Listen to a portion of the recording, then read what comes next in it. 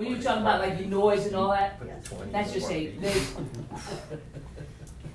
there's been a lot also said, cause I sat as a substitute judge for almost 12 years.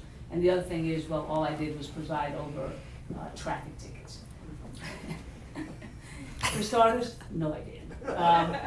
We have felonies in general district court where you sit and you preside over that, for preliminary hearings. You've got criminal cases that are misdemeanors from start to finish, so there's a whole gamut. For her to make that statement really is a slight on the system, because it's making it sound like, you just kind of just poke anybody, you put anybody in that position. No, the courts have to trust you for that. And if they didn't trust you, they wouldn't appoint you, and if they didn't trust you, they wouldn't reappoint you. So this is where standard for standard, I'm not worried about that. That's again, a way to try to diminish that role. But I come from a very diverse experience. I was also a guardian ad litem for 23 years, where the courts appoint me to protect kids and elderly. Right, so these are things that I've always been fortunate that I've had positions of trust that I've actually carried.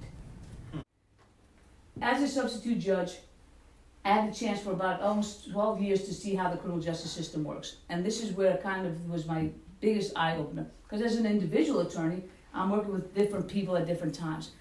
I had my own anecdotal experiences to be able to say, well, when I bring this type of person into court, I get a different outcome and a different perspective.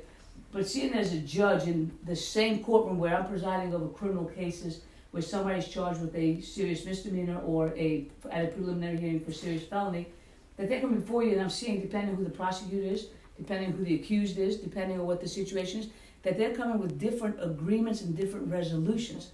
And then when you peel away some of those factors, you're seeing that it's based on socioeconomic.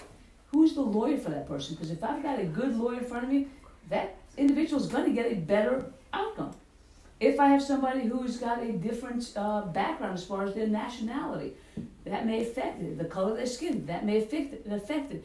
What their job, all those things, these are all factors that really should not be an integral part of how somebody gets a good disposition in court, but it happens all the time. And I saw that as a judge, and it made me realize we are not doing things right in Loudoun County. We have a lot of luxuries that what we can do is we can do things better in Loudoun County.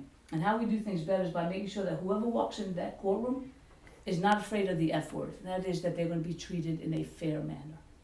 All right? That's what we have to be able to do. Is because if we don't have trust in the system, that creates instability.